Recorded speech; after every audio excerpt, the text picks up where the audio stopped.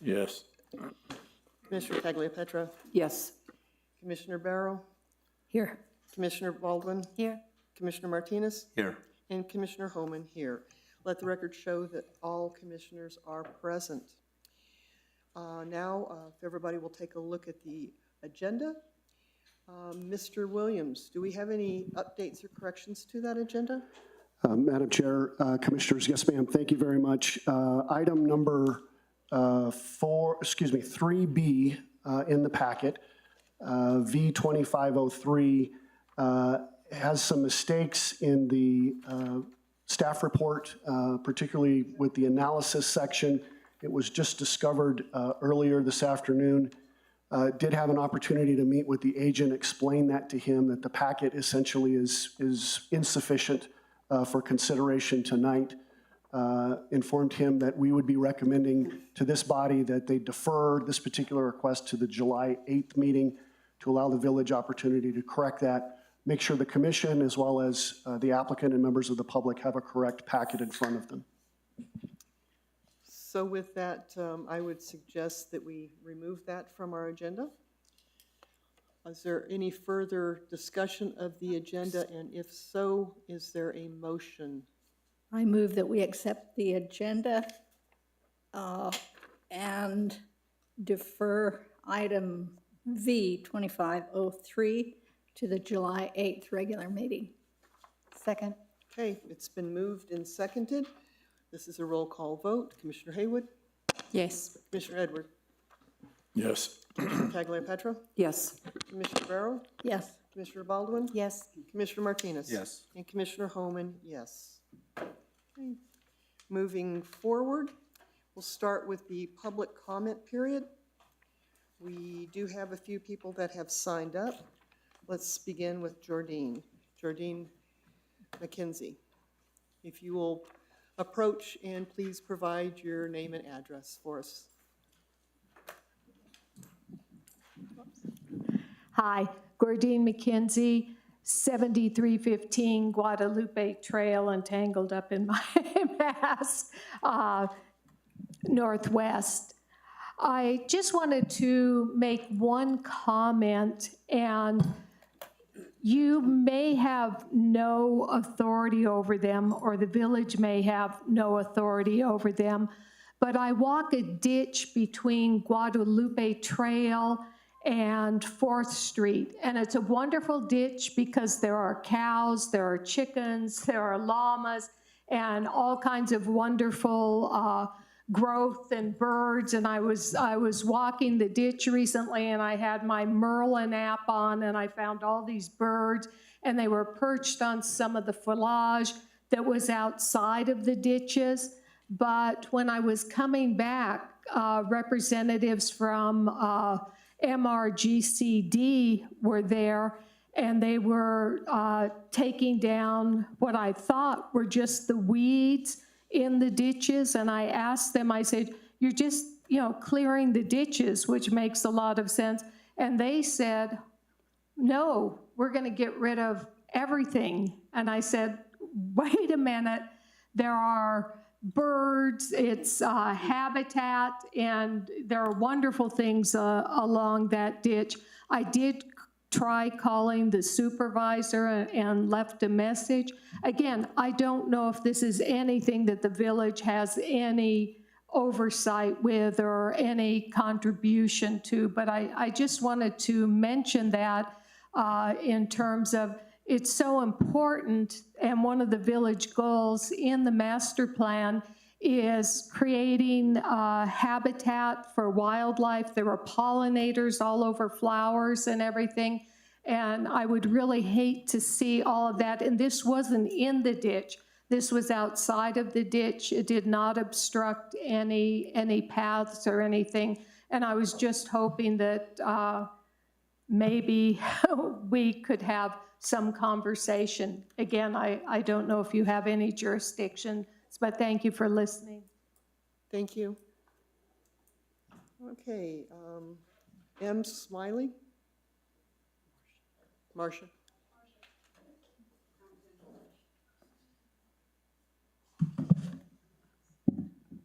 Good afternoon. Marcia Smiley, 623 El Paraiso Road, Northwest, Los Ranchos.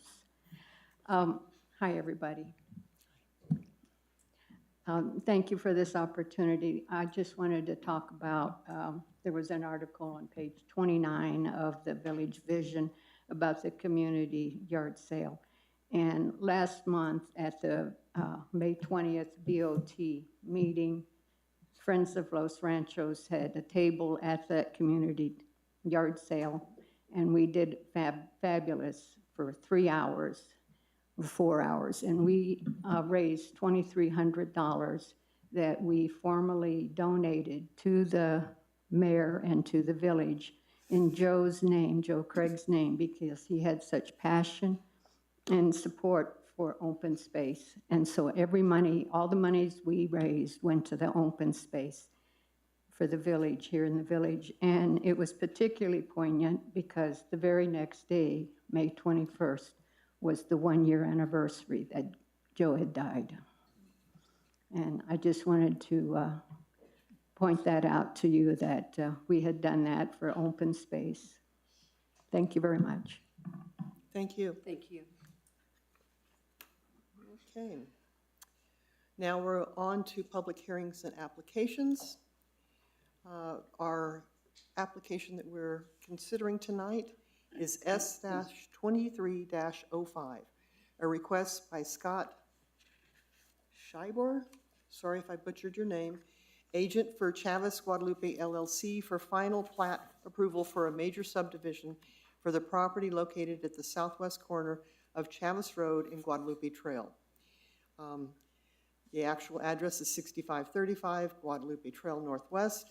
It is zoned A1 agricultural, residential, and legally described as a tract of land situated within the Elena Gallegos Grant, projected section 29, Township 11 North, Range 3 East, New Mexico Principal Meridian, within the MRGCD map number 29, being all of tracts 36A-1-E-2, 36A2E2, 36A3E2, 36A1F, 36A2F, 36A3F, 35A2A, and 62A2B, MRGCD map number 29. The property contains 9.268 acres more or less. Mr. Williams, will you please provide the staff report?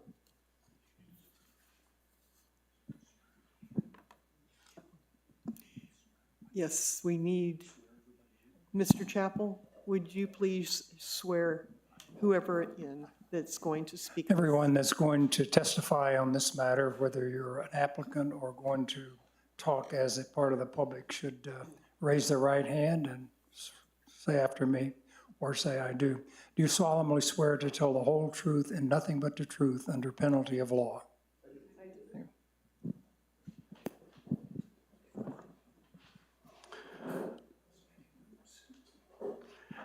Madam Chair, Commissioners, thank you. As Madam Chair read, S-2305 is a request for final plat approval for the property at 6535 Guadalupe Trail Northwest. This is the southwest corner of Chavez and Guadalupe Trail. This project is probably familiar to the Commissioners. This is what I'll call the fourth step as this project has moved through the process. This is, as I mentioned, a request for final plat approval.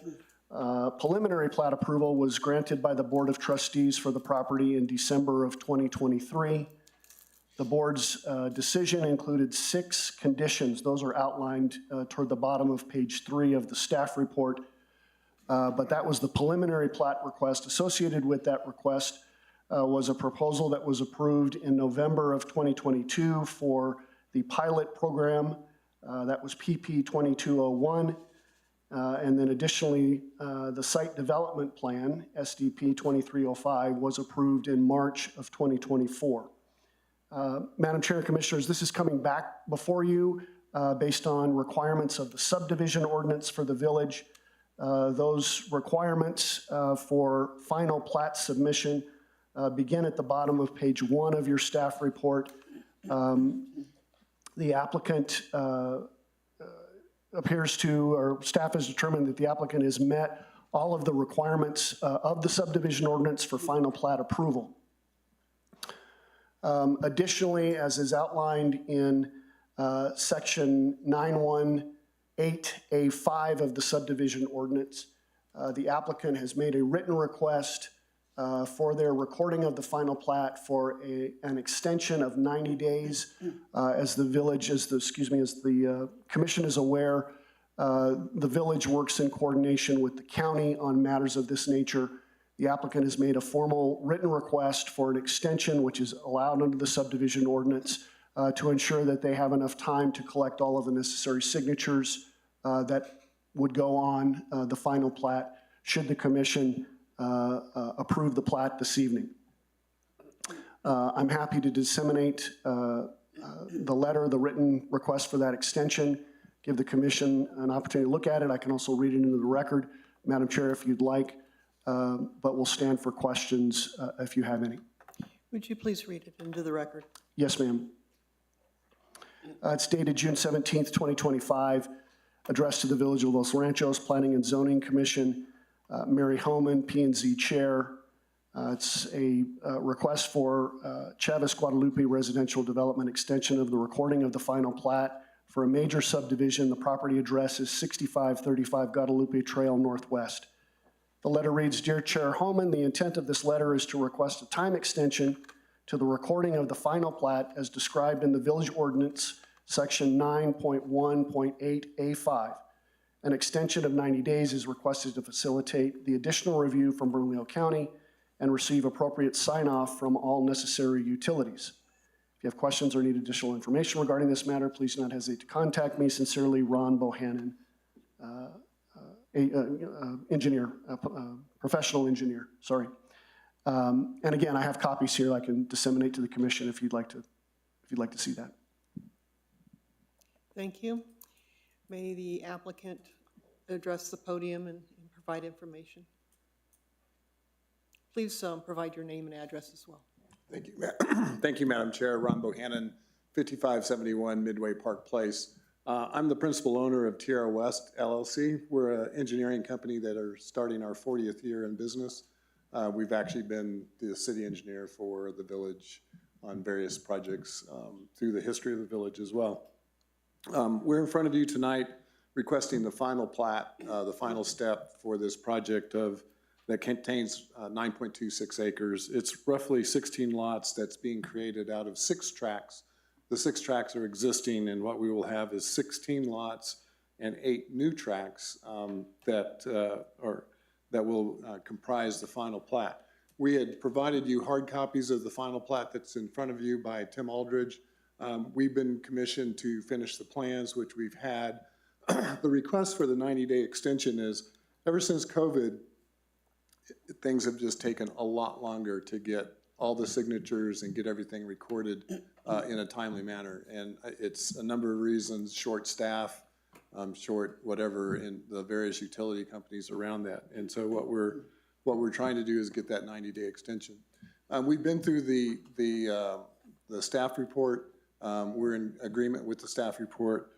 In addition, the open space maintenance plan has been agreed to that will cover the approximately 2.34 acres that's going to remain on the site. We've been in discussions with MRGCD about extending the drain over there for natural irrigation and whatnot to preserve that area for the wildlife that frequents that area as well.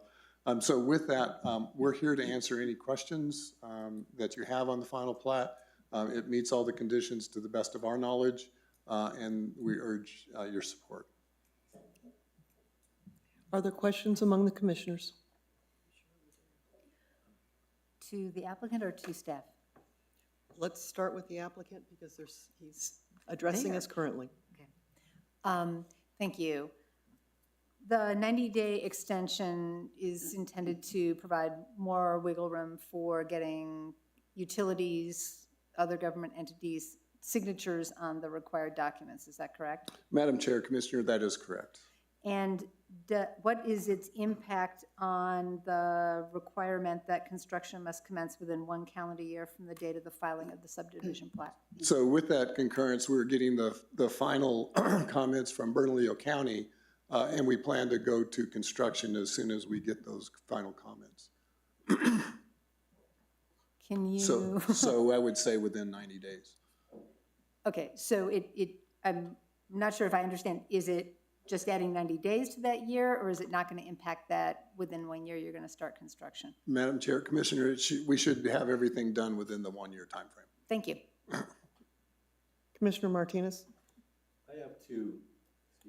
I have two questions, or conversations to get into. Number one, as we're looking at the plats, my biggest concern is the 2 outlets that go into the individual lots. One of the things that I'm looking at is you talked about getting heavy into insurance for fire and ambulances, et cetera, safety. And my biggest concern is that I actually got to a point of going into Bernalillo today and talking to the fire marshal. And with that being talked about, is my concern is that a cul-de-sac and a sign-off on the fire marshal hasn't been brought up. So I would like to get into discussion on those 2 specifics.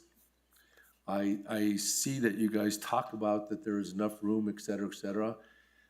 And having a discussion with the fire marshal, he got into that it has to apply or be approved with the 2021 IFC.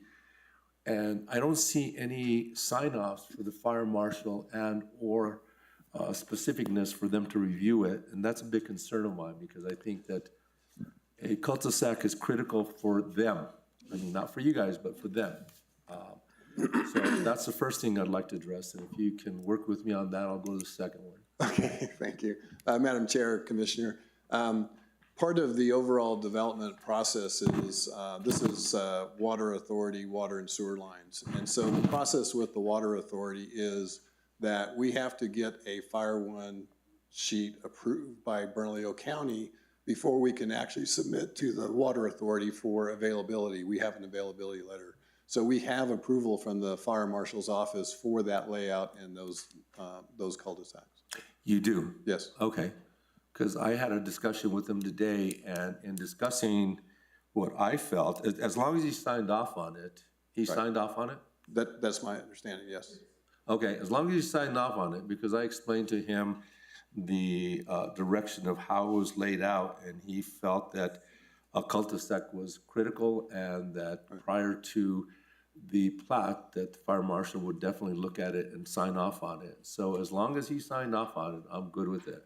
Commissioner, also, I'm a registered professional engineer, and our number 1 duty is to the public safety. Correct. And so we would not design anything that was not up to codes. So I guess my question is, why not a cul-de-sac?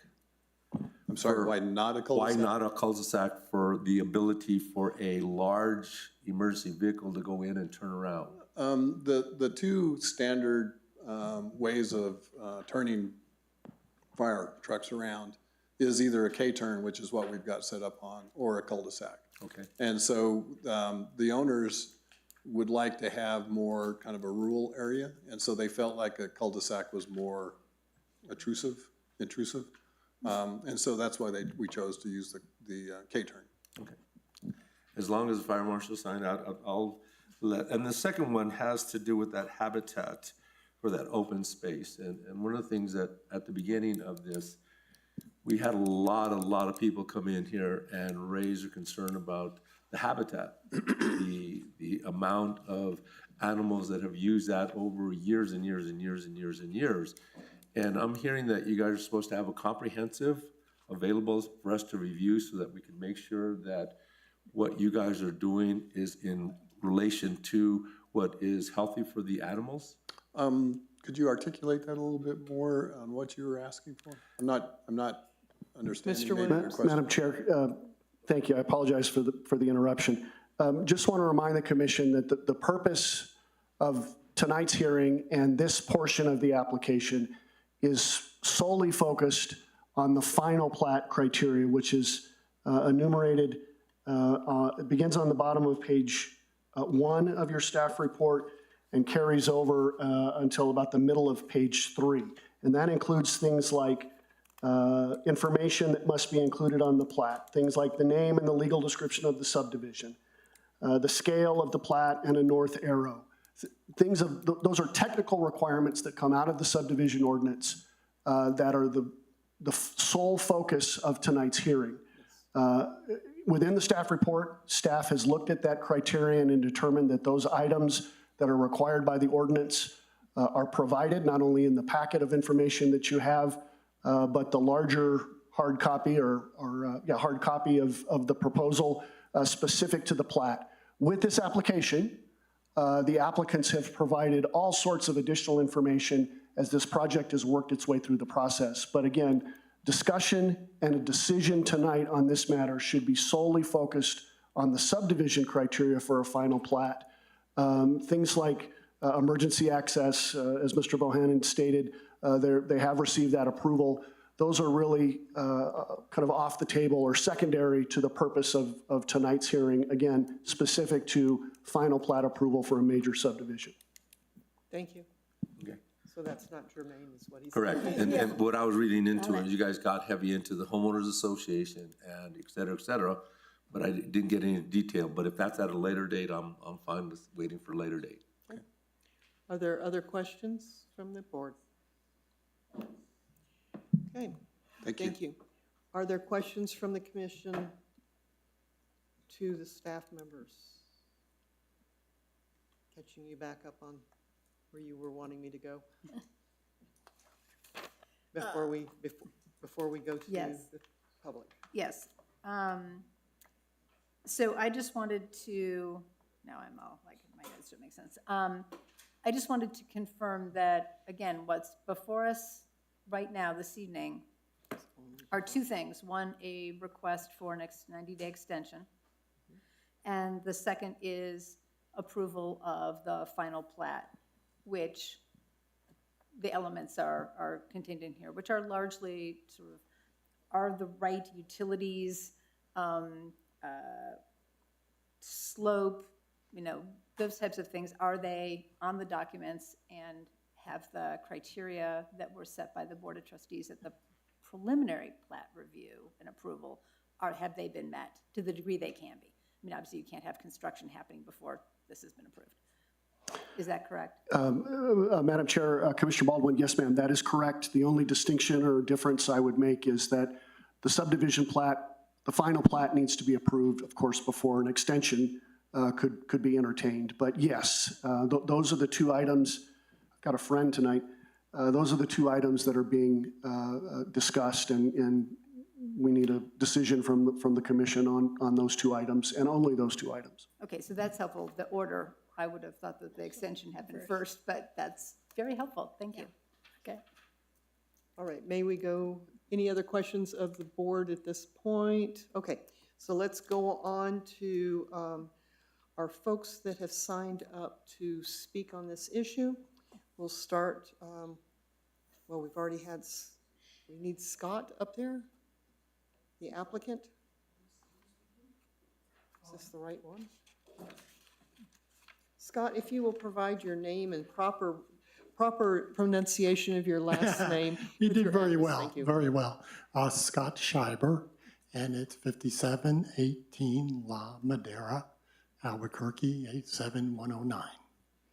The only thing I have to say is we do have a maintenance agreement that we worked out with the village for the open space that's quite detailed. And that was agreed to and signed and is in force. So, that is what we'll have to operate under for that open space. So we do have that. That's all. That's all I wanted to say. Unless you guys, the commission has questions for me. Are there questions of the applicant? Thank you. Thanks. Trace Sally. I defer. Okay. Ron, do you have anything else? No, I don't. Amadeo Trujillo. you. Emile Setterholm? Emily. Ah. You did good on my last name, I'm impressed. I don't understand why Wait we until are you invited- wait until you get Okay, to, sorry. please provide your name and address. So it's Emily Cedarholm, and it's 617 El Paraíso Road, Northwest, Los Ranchos, 87107. So I'm confused why we are invited to speak when it sounds like it's sort of a done deal. I'm just confused by the whole process. I am just telling you that I've always opposed this project. I've stood here very nervously over and over and over again to all the reasons why I oppose it. Even the last time we were here, one thing that I find very disturbing is, she's not here right now, it's not one of you guys, I just want you to know. But she looked directly at us and told us that Jim Long could do whatever he wants. And I'm like, no, he can't. This is Los Ranchos. Nobody gets to do whatever they want. And in that same meeting, there was somebody that was standing here asking for permission to put up a structure so that she could get from her car to her front door without slipping. And it was denied. She had people speaking in her behalf, documents signed, and it was denied. So I feel like if she can get denied for things like that, he can still be denied, which I really hope something will happen that we can look at. And also things change. We might have this plot thing ready, but that monstrosity has been built. I noticed the traffic change. I think there needs to be a new traffic study. We also need to think about the water. I don't know if you've been down to the Rio Grande lately. I was there today. They need to change the name of the river, the Rio Grande River, to an island. There's an island in the middle of that lake or stream. And on top of that, this just needs to be looked at a little more closely because it's going to do a lot more damage. Might do some good for you folks. I can see Mr. Long probably needs another beige luxury car, but it's not going to do a lot of good for lots of other people, including the wildlife. Thank you for bringing it up, by the way. Thank you.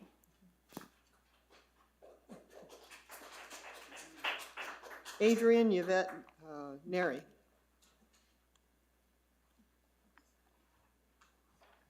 Your name and address. Hi, Yvette Neri, 723 Chavez Road Northwest, Los Ranchos, 87107. The village of Los Ranchos de Albuquerque is losing its rural character. It was founded and incorporated in 1958 for the primary purpose of preserving its rural agricultural character in the face of Albuquerque's rapid post-war suburban expansion. The increasing amount of non-agricultural residential space, including the recently built apartment complex at 4th and Osuna, and now this proposed additional 16 units at Chavez and Guadalupe, goes directly against the purpose of the founding of Los Ranchos and the reason why we pay more to live here. The field where Aldea de Sueños is planned is important to our sandhill crane population. They depend on agricultural fields in Los Ranchos for grazing in the winter, and we see them regularly in this field. A small green space, even the 2-ish acres as shown on the site plan in a residential subdivision, will not be a viable option for sandhill cranes as we encroach too far on their space for them to forage. Chavez and Guadalupe already has a lot of traffic, and adding 16 lots will further burden the only road that some of us can access from our homes. If Los Ranchos is going to fill our agricultural fields with housing developments, we might as well move back to Albuquerque, where they don't value a rural environment. Well, thank you. Thank you. Cherry Fox.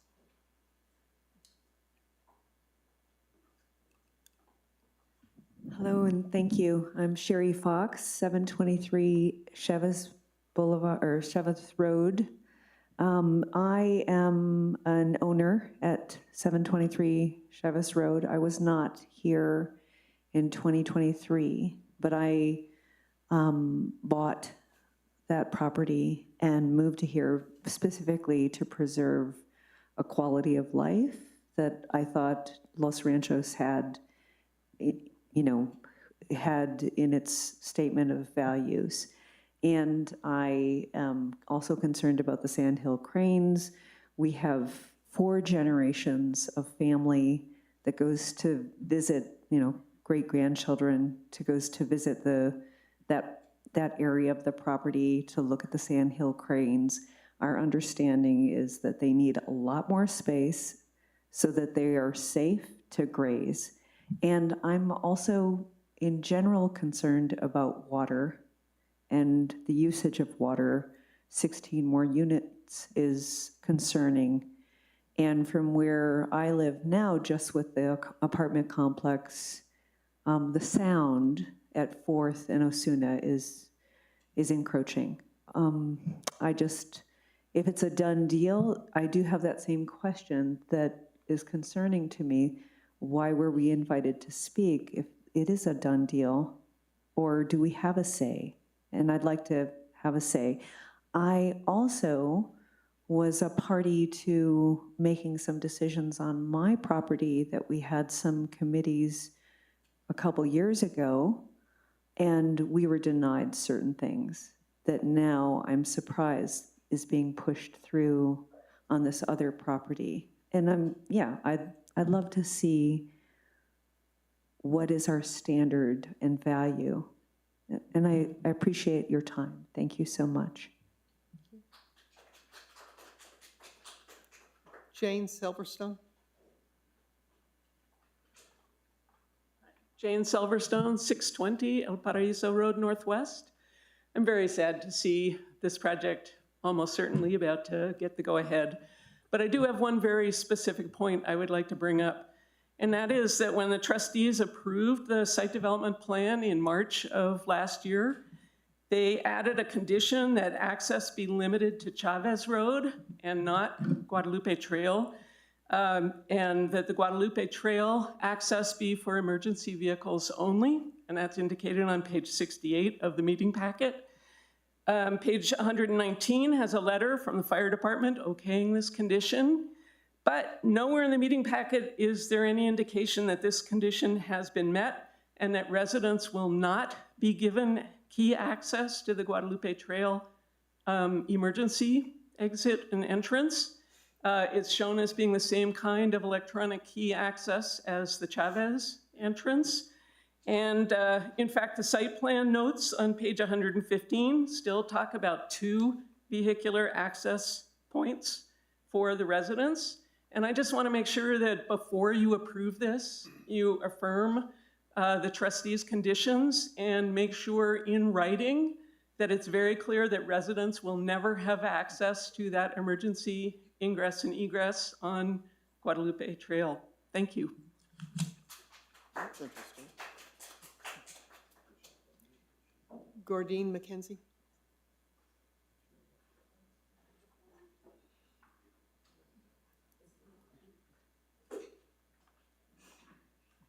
Gordine McKenzie, 7315 Guadalupe Trail. Guadalupe is one of our 4 historic corridors. And historically, the Guadalupe Chavez property has been a site of dairies. There were horses that were raised on the property, alfalfa. And as we know, in most recent times, it's been home to many, many generations of sandhill cranes. Now, as I understand, the open space is going to be along Chavez. Sandhill cranes are not going to hang out along Chavez. If it was along the Guadalupe side, they may be more likely to hang out. I am concerned about the wildlife. The Chavez Guadalupe property is one of the gateways into the village. It's a historic site. As you know, there's a Nat Kaplan house there and 4 casitas that Nat Kaplan built.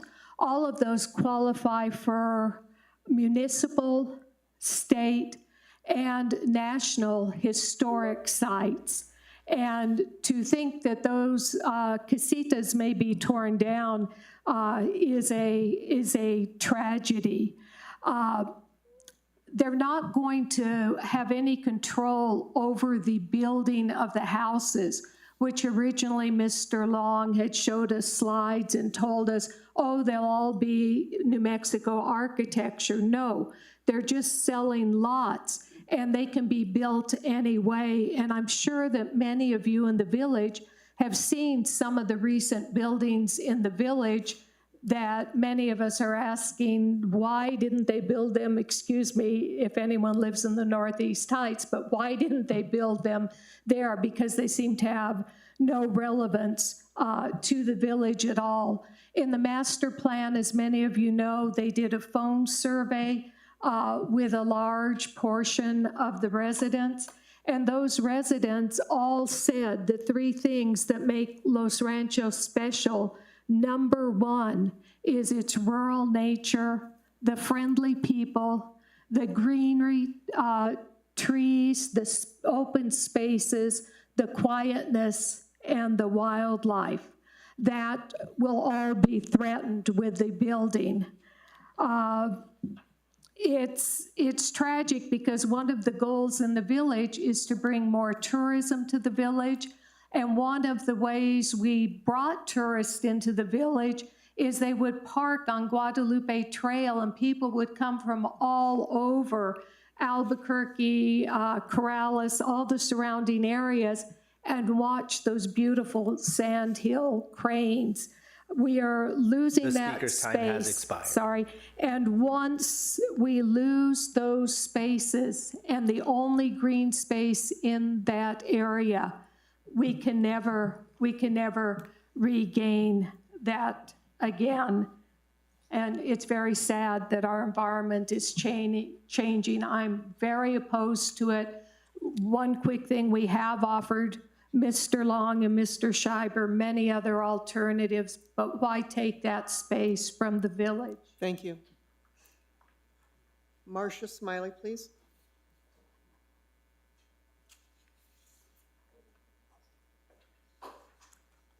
Marcia Smiley, 623 El Paraiso Road Northwest. I'd like to read a part of the master plan. It says 1.2.1, reflect and preserve a semi-rural village identity and character with agricultural village history and natural environment. Density and intensity of village commercial development appropriate to village needs to be focused on 4th Street. Continued agricultural uses, including animal husbandry. And 1.2.5, protect and enhance the village's natural environment to sustain it for the enjoyment of current and future village residents and visitors. This project has never been popular. It's been opposed from the beginning. This is taking the last contingent 9 acres on Guadalupe and Chavez. You cannot find it anyplace else on Guadalupe. You can only find it on Rio Grande.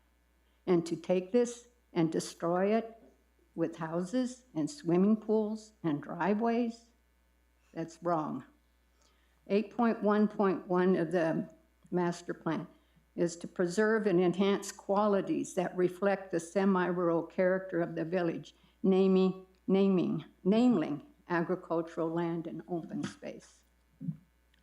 In the ordinance 284, whereas the conservation development of cluster housing is an alternative that provides smaller building footprints to accommodate the needs of all generations, especially the older generations who wish to downsize. We had the same requirement at Palindrome. You can see what we got. Whereas a pilot project program for conservation developments would allow the village to test a small-scale implementation for certain land use. This is called a major development. Major development is more than 2 acres. It says here in the ordinance, test a small scale. How can you have it both? And the other thing is, if it's a major development, why isn't the whole village notified? Only people within 400 feet are notified? There's been changes as well. Taft Middle School is going to be undergoing a huge difference.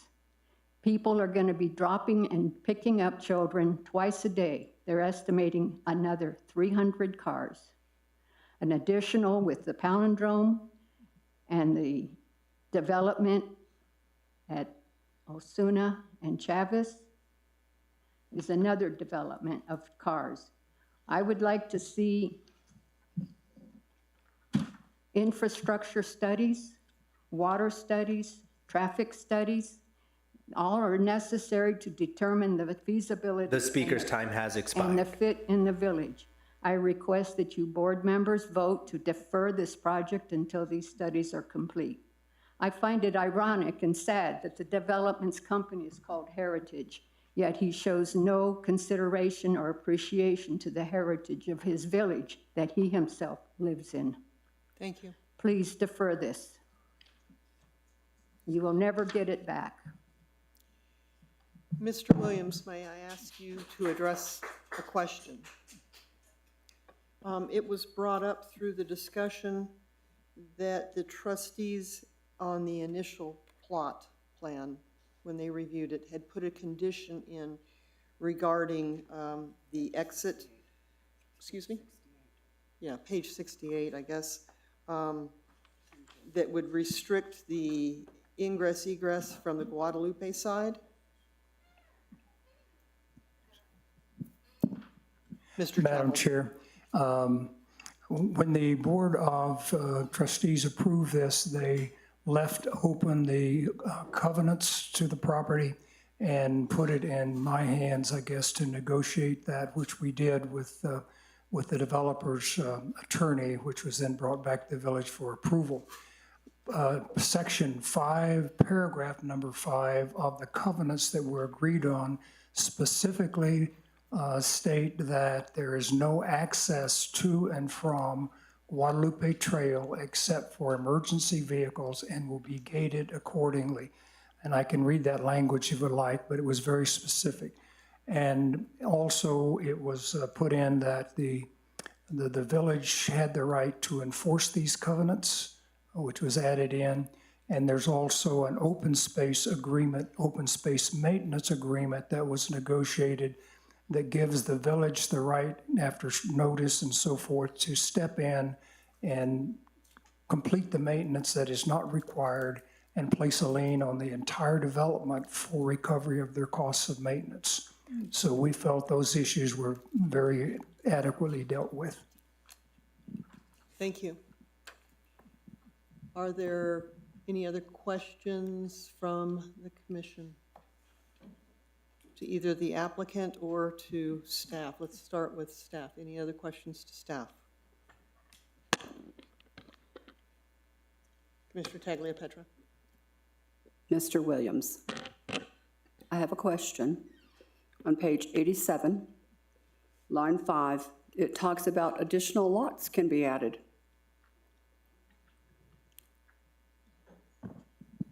Madam Chair, Commissioner Tagliapetra, I don't have a numbered packet. Can you tell me what section are these? Hold on, let me get to it.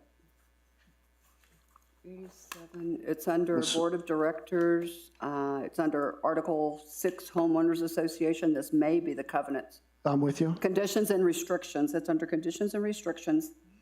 And it is page 16 under conditions and restrictions. And then it is under Board of Directors.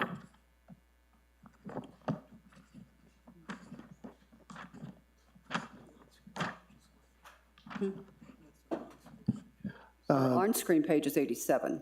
Madam Chair, Commissioner Tagliapetra, yes, ma'am, I'm with you. So on page 16 of the covenants, it reads, or under the paragraph 2, identified as Board of Directors, and you're saying line 5 of that paragraph? Yeah, it says, let me find it here. It says, the members of the initial board shall be appointed by the declarant not larger than 60 days after conveyance of 25% of the lots. And any additional lots that may be added to the Aldea de Suena subdivision. So that means with that statement, there could be more than 16. And it's concerning.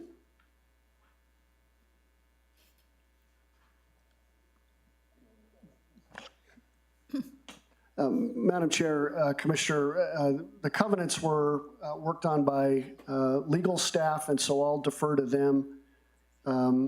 Give me just a second, please.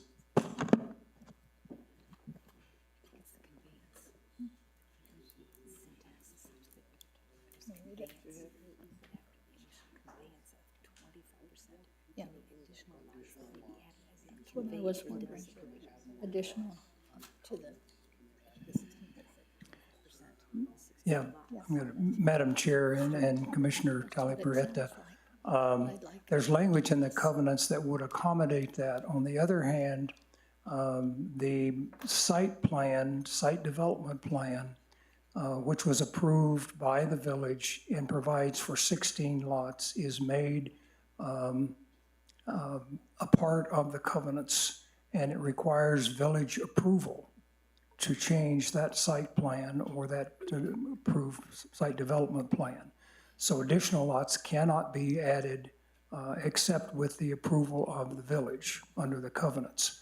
Board of Directors has, I guess if the change was made, they could accommodate that, but the village approval is required for any change in the site development plan that has the 16 lots. Okay, I have a different question now. We're going to go to the open space. And then within there, they talk about a community garden. How many people are going to be out there throwing rocks at the Sandhill Cranes because they're in their community garden? I'm being serious. Yeah, Madam I'm Chair, really being Commissioner serious. Talapietra, the community garden, I don't believe is a part of the open space. It is a part of the subdivision and is a site next to the lots. I don't know that it's part of the community garden. Who knows what they will do in it, but if they don't properly maintain and operate the open space, then the open space maintenance agreement allows the village to step in. That's all. I can't predict what people will do down the road. Okay, thank you. Additional questions? Commissioner Edwards? So I have a couple questions. I would believe that there was an expectation that if this subdivision was approved, that the lots in question are the lots in question, and that the camel's nose can't get stuck up underneath the tent for an amendment to, for example, take tract A and turn it into another lot, or create a tract next to tract C to create another lot along the frontage of Chavez, and then to create another lot out of the space between lot 16 and Guadalupe Trail.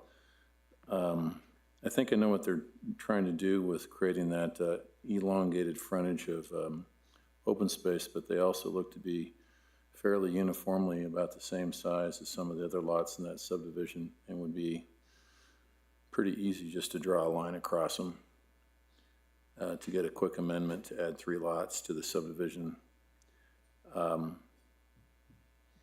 And I think that there was a lot of debate, and this lady in the audience did a good job about, it's supposed to be a pilot project, and a pilot project, I think, implies to the listener that something can be undone, and that when it comes to real estate and you put something in the ground, you got to expect it's probably going to be there for 200 years. I don't see how that's a pilot. So it causes me concern that there's a window here in a unique project that's been highly opposed to expand it beyond the mechanism for which it has been granted. And that causes me concern, because I think it's disingenuous to have that tucked away in a different paragraph within the document for which people may or may not read. Just like using the word pilot.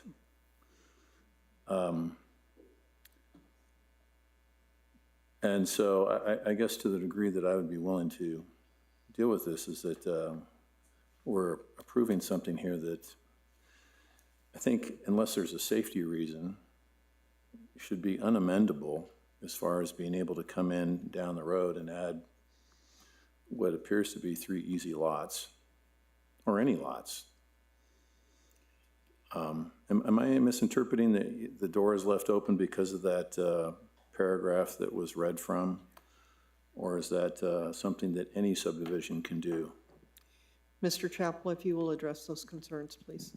Madam Chair and Commissioner Edward, in the definition section, there's a definition of final site development plan. And that should mean the final site development plan entitled Leyte Los Sueños Site Plan, which was approved with the conditions by the Village of Los Ranchos de Albuquerque Board of Trustees on March 19, 2024, under public hearing item SDP 23-05. Any changes to the final site development plan shall require the approval of the Village of Los Ranchos. So the answer is we cannot tie the hands of future boards of directors, trustees of the village, but we have tied this project to say that any change in that plan, which was approved on March 19th, 2024, must come back for approval by the board. So that's the way that was handled. Can you also address the issue of pilot project? The original ordinance was phrased in terms of a pilot project, and I was not here when that was done and so forth. And this project was submitted as a pilot project. And under that particular thing, the first and only subdivision that was approved. Since that time, the ordinance 284 has been replaced by ordinance 299, and there's no longer a provision for pilot projects. They all have to be done in accordance with the specific requirements of ordinance 299. So this was a pilot project. It was approved. It went to court. The court approved the approval. It's back, and we're following through on the requirements for the pilot project, but there will be no more pilot projects because of ordinance 299. Thank you. Any additional questions, Commissioner? So one of the questions I have is the document that governs the open space and its maintenance. I haven't read it. And I believe that we all live in certain patterns of behavior within our personal lives or within our professional lives. And I always believe in putting your best foot forward. The property has not been maintained. It does not look good. It has not looked good. We have said in this body that it has not looked good. And they're claiming that there is an open space document that's going to be maintained in some particular fashion. But there's no spirit of intent that they're doing it now, nor do they want to. And to the degree that you drive by there and there's weeds taller than the fence, and we bring that to the attention of the municipality here, for which nothing is done. I've done it now for almost a year. Sorry about that. And it's on the record that we have made complaints publicly about that property. And this municipality hasn't followed through with the property owner, nor has the property owner followed through on their own accord. It causes me concern that any agreement that we have to maintain that open space is not going to be followed through, nor is it going to be enforced. Thank you. And how is that going to be addressed, I guess? Commissioner Baldwin? Thank you. I just want to sort of confirm a couple of things and maybe get clarification on another one that's been raised. So on the bottom of page 15 of the Declaration of Covenants, Conditions, and Restrictions, because Ms. Silverstone, I had the same concern. It was something that I remember we had discussed. I remember it was something that the Board of Trustees had discussed in terms of Chavez being the vehicular entrance and exit for the residents there, and that the Guadalupe Trail gate would only be accessible by emergency vehicles. And on the plat, it could be interpreted that a key mechanism gate would be keyed the same as Chavez, not necessarily, but that's something to get confirmation. And then I did find that section 5 that says specifically that access to and from Paseo La Tierra Road at its intersection with the Guadalupe Trail will be limited to access for emergency vehicles only. And a gate will be installed at that intersection to prevent other than emergency vehicles accessing Guadalupe Trail from Paseo La Tierra Road or accessing Paseo La Tierra Road from Guadalupe Trail. So if that is, I mean, this is in a yet as unsigned declaration of covenants, conditions, and restrictions, but is there confirmation from both the village and the applicant that that is the intent? Madam Chair and Commissioner Baldwin, that particular paragraph was not in the original proposed covenants from the developer. The board approval required limited access onto Guadalupe Trail with a condition that the single access point be approved by the fire department. The fire department, and I was provided a copy of the fire department approving this as emergency only, and so this paragraph was inserted to implement that requirement that you cannot have except for emergency vehicles, and you gate it so that you can have access from Guadalupe Trail or to Guadalupe Trail at that location. That was the intent of this paragraph. Thank you. Second question of clarification. Getting back to the question that was raised around the Article 6, the Homeowners Association and the Board of Directors. I'm just going to read the sentence involved and how I read it, and I would like to get more clarification based on that specific language.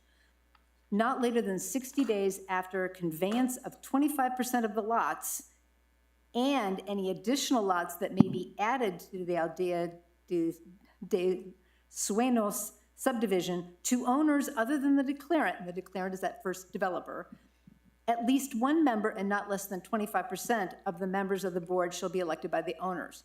So the way I read that is that this is about who gets to decide who's on the board beyond that initial declarant says this person's on the board. And they're saying starting with 25% of the conveyance of the lots, in other words, they've been sold and there are owners now, that 25% of lot owners become the basis for the board and for voting on the board.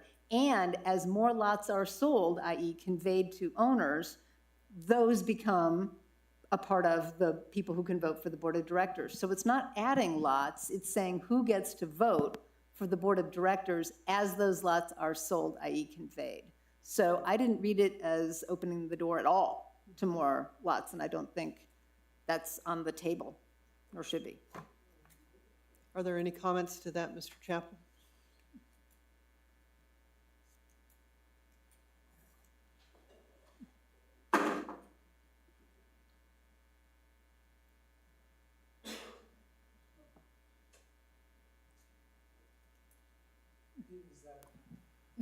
One, two, three. Okay, Madam Chair and Commissioner Baldwin, you are correct in your interpretation. The Homeowners Act in New Mexico that was passed in 2013 requires a turnover of control by the developer based upon the sale of lots and an outside date that the developer can have control of the board of directors of the association. And this is in fact just a mechanism to show when that control, when it gets to 25%, the homeowners get to elect one board member, and it goes from that perspective. It has, as you said, nothing to do with adding lots. It's just that if lots were added, which I've said takes the consent of the board of director or board of trustees, then they would take that into account in this number, but it's not authority of the board to do that. It's simply a transition from control 100% control by the developer to ultimately 100% control by the residents. Thank you. Anything else? Commissioner Martinez? As we're hearing tonight, I think one of the biggest factors are, and I think that the exit is already put to bed. I think we're at peace with that. But that open space is critical. And when I said it earlier, it was like, okay, well, this is a different voting that we're doing over here, which has absolutely nothing to do with the open space. But I think if you will allow the people to have their voices heard and allow us to really get into, at one point in time, the specifics of that agreement, I think that's something that we need to spend time with, because as you're defining, it is the rest of the life for that piece of property. And I think at this point, that is a really critical point, not only for us as this side of the table, but on that side of the table, you have a lot of people concerned about that love of animals and their eating capabilities and their et cetera, et cetera, et cetera. So I think at one point in time, we really need to look at that document and really start having an open mind, to have an open input and get the community involved. And I think that would be a real asset to the corner, because that is a corner that, as we're defining, will never, ever be able to get brought back to anything except for what we define and we finalize. And that's the only thing I wanted to say about that. Thank you. Any other comments from the commission? Okay. Mr. Sanchez, I did call on you, didn't I? I did not. I am so sorry. That's what I was just realizing. We had one more person that had signed up that I apparently skipped over. My apologies. Mr. Vincent, or Mr. Sanchez, would you like to make a comment?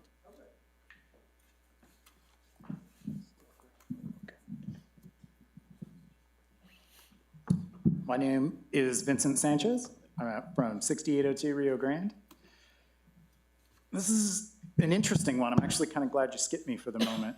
I have some of my own questions for this that are important to me. I think you confirmed that irrigation was still going to happen. I believe that was on tracks A and B. I would like confirmation on that. Because I have questions about how that whole thing is going to go.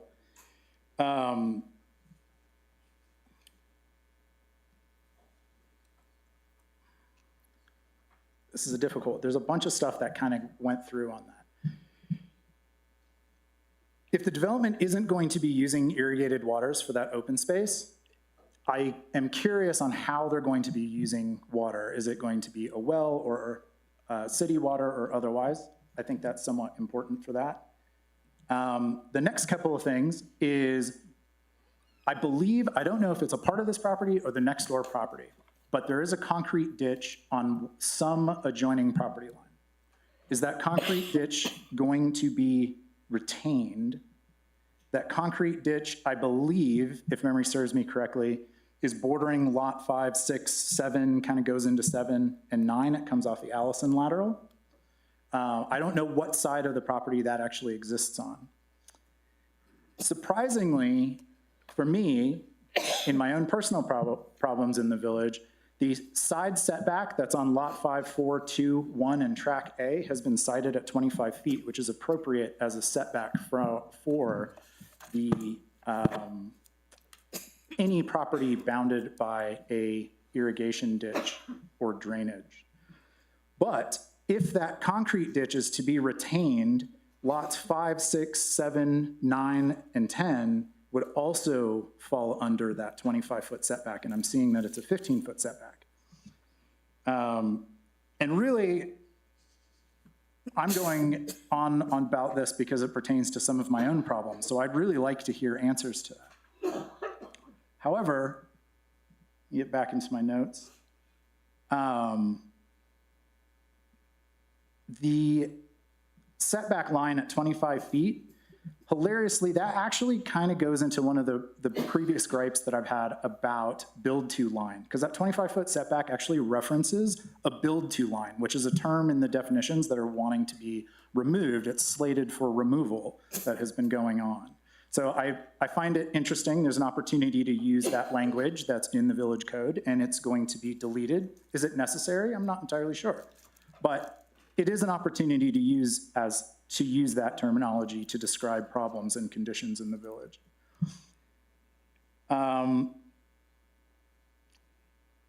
Lastly about this, and this kind of came up The in the speaker's last, time has expired. this came up in the last few minutes in this particular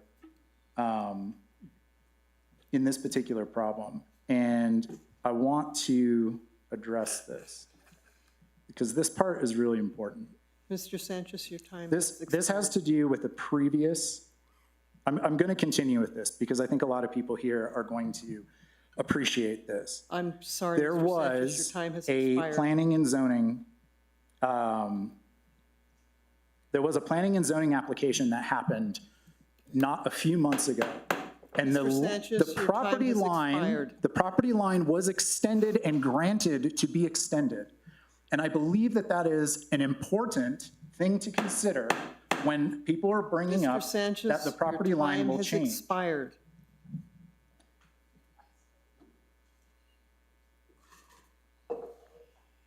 All right, so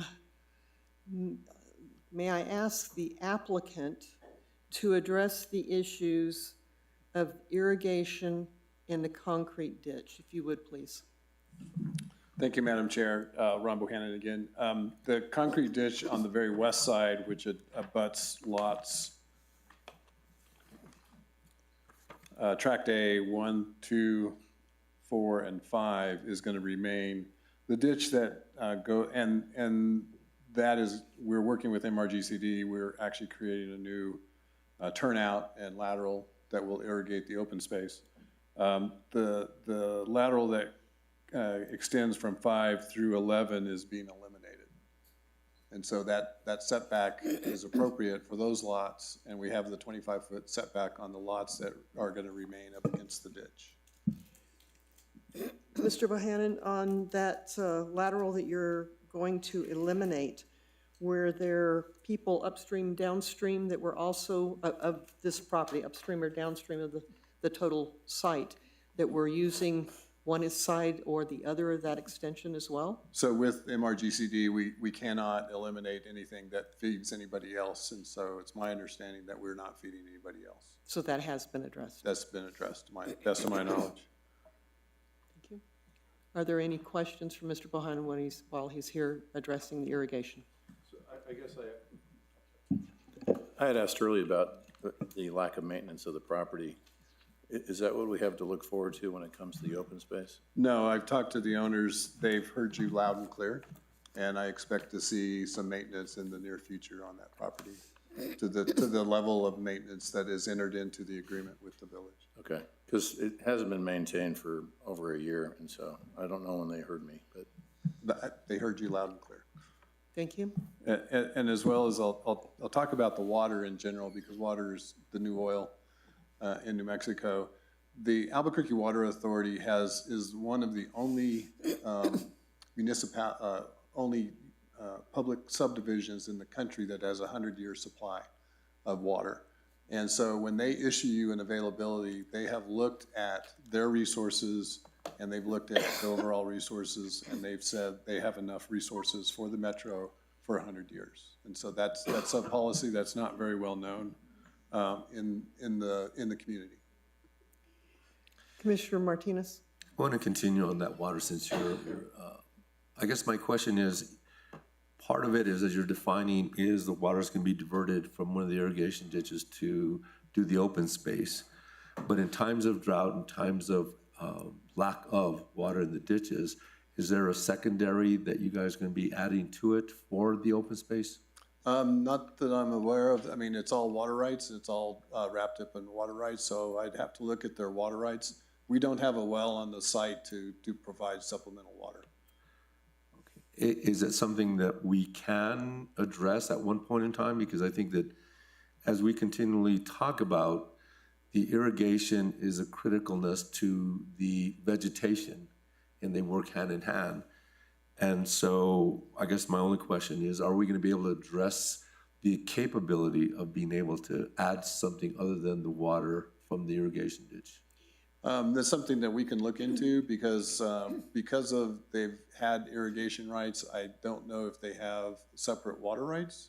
That would require us to drill a well, work through the Office of State Engineers, and supplement that as a well. I'd have to look at their water rights and see what's actually tied to the property. Okay, I appreciate it, because I think we keep on going back to the vegetation of the animals that will always be there. And so I think that we need to kind of step into little points of, if there isn't any water from the ditch, is there any other way that we can continue allowing something to be watered with? Right. So- To my knowledge, the only way we could do that is with the supplemental well. And with that, we would have to bring water rights to that supplemental well, working through the state engineer's office. And is it something that we can address or work on so that at the final of everything else that we know? Because one of the things that we've seen a lot of is there's a lot of mention of we will, and that never happens. So I think it's important for us to try to keep the formation of these animals for the future of their lives in a position that the village is happy with, understanding that they do have rights also, and their eating and et cetera has related to water.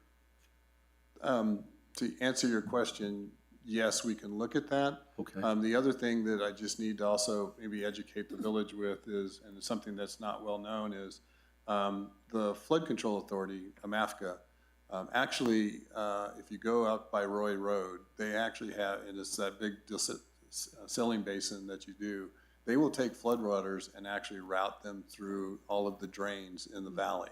And it's a way of actually using water more than once. So it's not one and done with the storm drain. It actually goes in and actually provides supplemental water. In times of severe drought, which is what you're really talking about. Thank you. It's gonna be the whole valley, and I'm talking the valley through the central New Mexico, would be something that will be a challenge.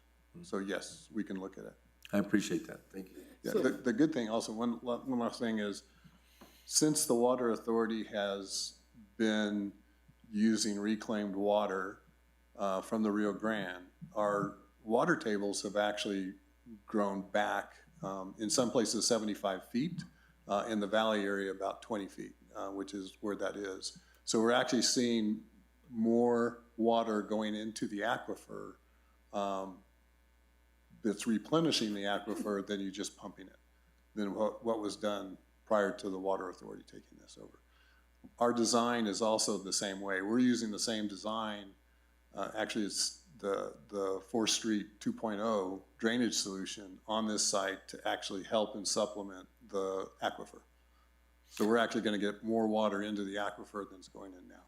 And I appreciate that, but it goes back to a well needing to be tapped into the aquifer.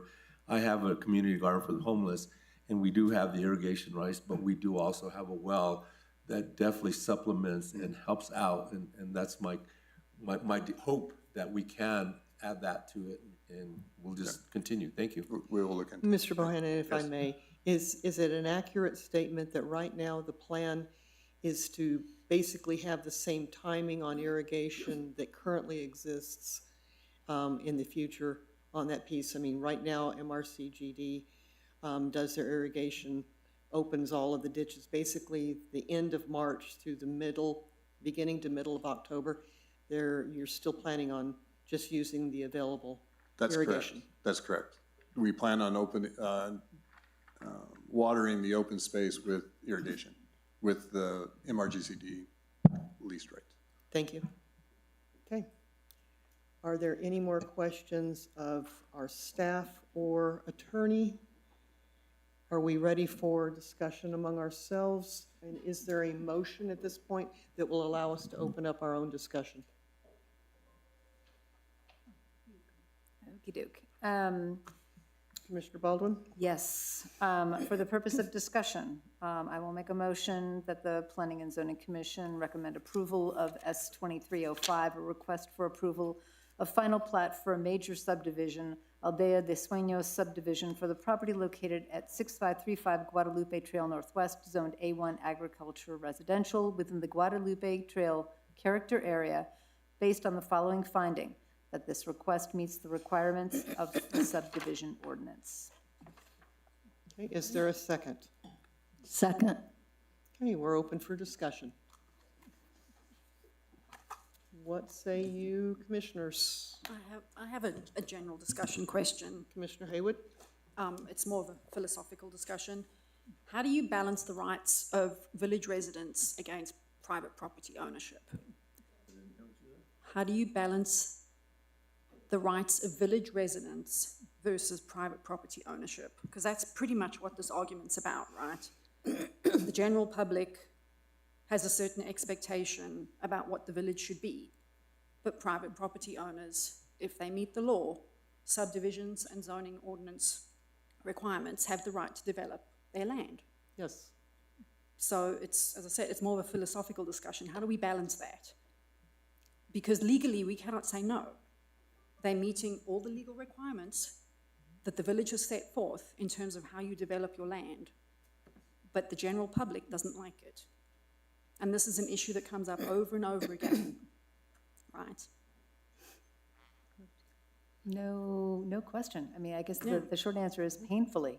I mean, it is a messy business to work through this. And sometimes I think we are able to accomplish a lot with conditions and sort of additional requirements in terms of steps and processes within the legal allowable process that we're supposed to undergo. And I think some of that's reflected in here. I mean, I look at that, you know, the emergency exit only on the Guadalupe Trail. That was something that came through this discussion and through this process and through the Board of Trustees. But it was a challenge because, you know, there was a point in time when that property might have been purchased by the village for open space. That time came and went. And that property was sold to a developer who had by right development rights for at least 9 homes, an acre of property, with no open space. And then the village considered policy to allow for the pilots that had their own issues, challenges, and dramatic revisions through the work of the Citizens Advisory Committee. And that new conservation district policy was put in place. And I expect that there will be challenges the first time that comes through with a new piece of property.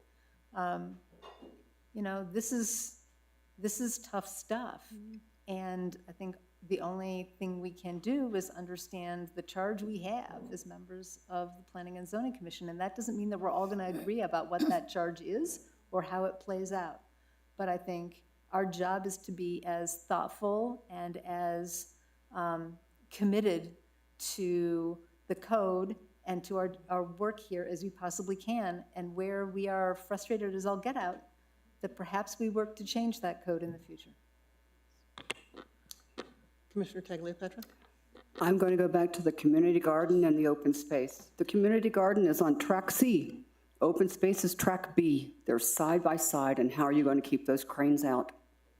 People are going to be mad when their garden is eaten, and they will take measures to do something to keep the birds out.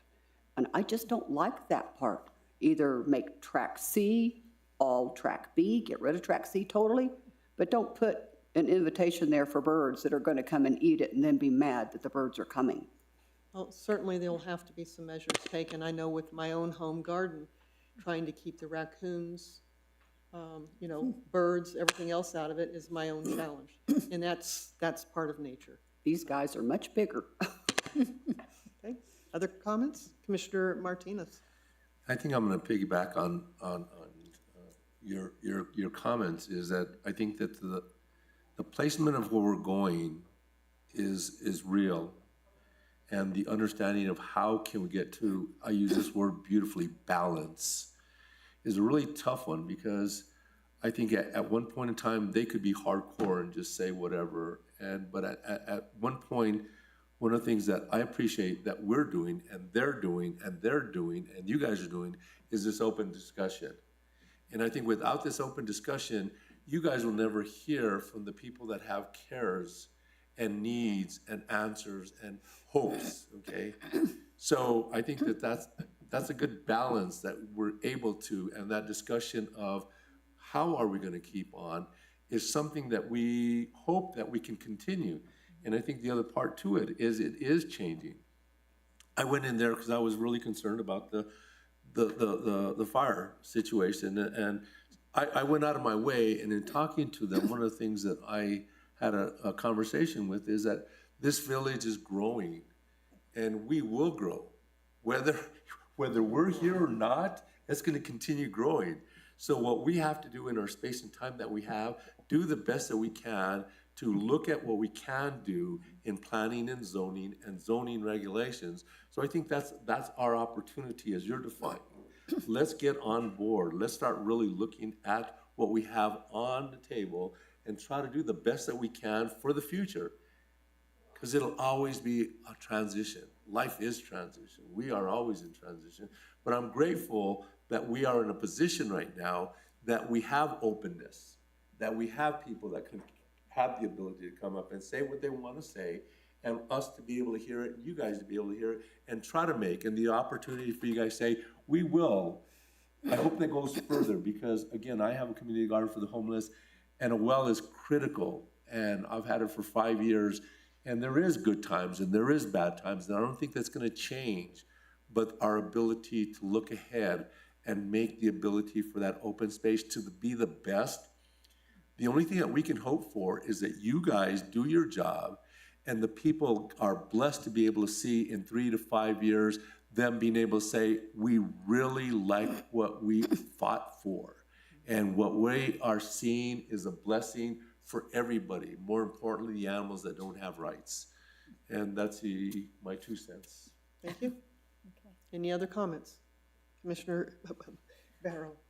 I'll keep it short.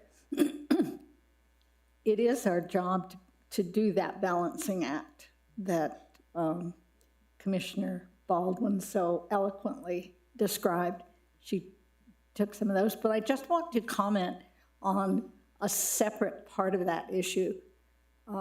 It is very gratifying to me to hear so many people on this dais, as well as in the public, who really care about the critters. As most people know, that has been my life for the last 40 years. And it's a development in the last 10 that I really am grateful for. We've made some effort. And one separate, different point there. Like it or not, it's getting drier here. We are desiccating. It is critical that we look ahead, not 5 years or 10 years, but maybe 20 years on water access and capabilities. I know that that is well beyond my own personal purview, but I do appreciate that it's going to be an increasingly dominant issue. Thank you. So as you've heard out there, this is difficult decisions that we make. We're trying to do that balance, the balance that we hear from you, our neighbors, our friends, the village residents, because we too are your neighbors. We are the village residents, and we hear what you're saying. And we hear, some of us have the same thoughts that you've expressed tonight. We have to do that balance act with the policies and ordinances that are before us. And there's a process, and we've been engaged in that process. So with that, I think we'll call the question. And this is a roll call vote. So there is a motion before us to approve recommendation to the Board of Trustees. We're recommending approval of this final plot plan. Obviously, there's other things that will go on in the future regarding this property that may come before us, and at that time we can. Madam Chair, or I can jump in. This is not a recommendation.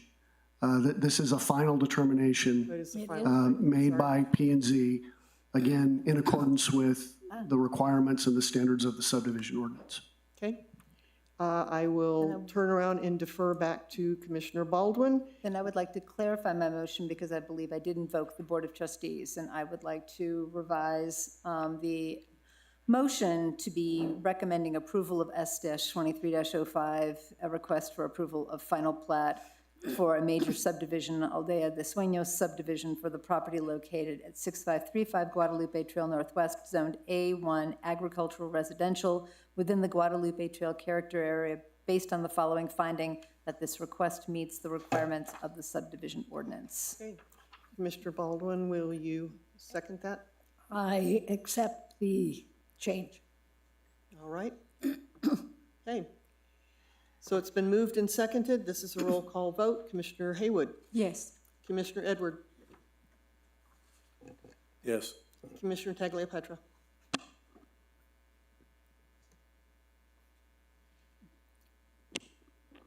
Can you come back to me? Okay. As a reminder, we are voting on the actual findings and recommendations that had come down from the Board of Trustees on this. Commissioner Baldwin? Yes. Commissioner Barrow, sorry. Yes. Commissioner Martinez? Yes. Commissioner Tagliapetra? Yes. Commissioner Homan, yes. Now, we have a second issue before us in this case, and that is a request for an extension of 90 days for the appropriate and needed approvals from the various utilities and other authorities. Madam Chair, may I request from Mr. Williams a copy of the letter of requesting the extension?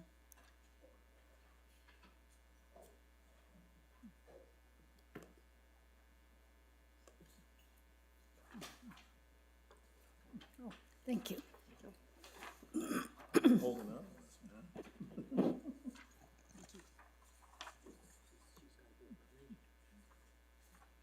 This is, for the audience, this is the letter that Mr. Williams read into the record earlier.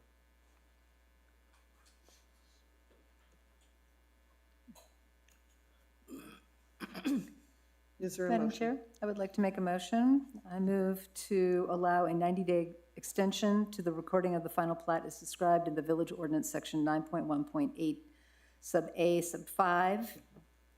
The 90-day extension is requested to facilitate the additional review by Bernalillo County and receive appropriate sign-off from all necessary utilities. Is there a second? I second. Okay. It's been moved and seconded. Is there discussion of this 90-day extension? Question? I guess what is the result if they don't accomplish that within 90 days? Is it how does what we voted on today, how is that affected? I will defer back to Mr. Williams or Mr. Chappell. If Madam Chair, Commissioner Edward, I believe the ordinance allows them to request an additional extension if they were to need it. But of course, they have to, justify the request through the process. further discussion? So as I understand what you're sharing, Mr. Williams, that they have a right to ask for an extension. So it's sort of a pro forma that we have to grant it, but they have the right to request it. That's my recollection. Madam Chair, Commissioner Baldwin, that's my recollection. Thank you. Okay. Okay, this is a roll call vote. It's been moved and seconded. It's a roll call vote. Commissioner Haywood? Yes. Commissioner Edward? Yes. Commissioner Tagliapetra? Yes. Commissioner Barrow? Yes. Commissioner Baldwin? Yes. Commissioner Martinez? Yes. And Commissioner Homan, yes. Okay, let the record show that both items have passed. Both the request for the 90-day extension for the purpose of receiving appropriate sign-offs, as well as approving the plat. And with that,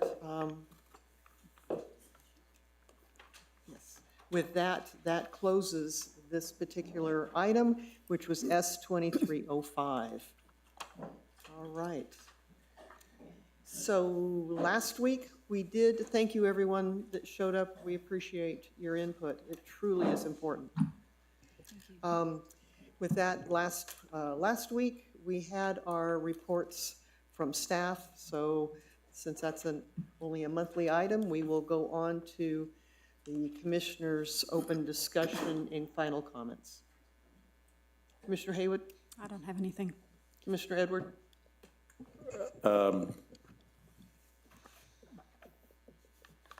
Trying to think. I don't think I have anything, a question other than the fact that if we have a village mission and vision and planning document that refers to honoring of open space, then I guess we need to be congruent with that moving forward. Commissioner Tagliapetra? I do have a question about the Del Norte open space. Why is it dirt? Why is nothing growing on it?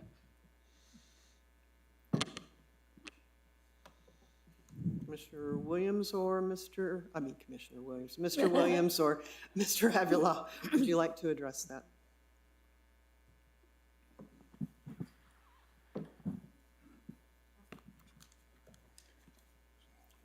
Excuse me. I know there's a fly that's Commissioners, all they crazy. picked me for some reason. What it is. Well, it might be that much closer to. Anyway, there's problems with getting irrigation out there in the past year. From the actual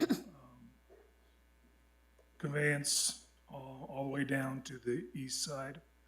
Some pastures were handled. Excuse me. This year, we moved that water to the Agri-Nature Center to save that front field because we were shut off for the MRGCD.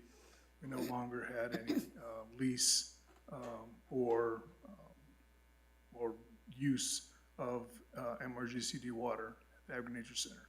So we moved that water there. We're doing hydro seeding that was done here recently in the last week. We are going to use well irrigation to make sure that stays viable, controls the dust, gets us to the next year. Hopefully then we'll have transfer of water rights that we're purchasing. That was something we did here recently at the Agri-Nature Center, then allows us to move the water back to the Del Norte open space under the MRGCD to irrigate out there. We'll also be having improvements to the ditch or irrigation system so that the water can be taken from the east side down to the west side for irrigation. So does that mean that we will be looking at a dusty lot for the year at Del Norte open space then? No, you've just had hydro seeding Okay. to control that dust, and we'll have a well irrigation for that to keep it viable. Okay, thank you for the explanation. Was the property not laser leveled and new irrigation put in? Why is there so much trouble with it? This year, we had a problem with water being in both places, so we took the water. Oh. We took the water to the Agri-Nature Center from one place to another so that we could irrigate at the Agri-Nature Center. So we had to not use water at the Del Norte open space. And so we've done hydro seeding this year to hold the soil, and we'll do irrigation from a well. Commissioner Barrow, Commissioner Baldwin, Commissioner Martinez, and me, Commissioner Homan. I don't have anything else to say, but thank you all for participating. Sorry about the growing pains that we have, trying to use the space that we have while recognizing owners' rights and trying to balance them not only with the community's opinions and desires, but also with our ordinances and policies. Thank you so much for being here. That's one of the questions I had. I'm sorry, we're beyond open discussion. So with this, we will close our meeting tonight. It looks like it is 7:37. Thank you. Thank you. I would like I remembered that.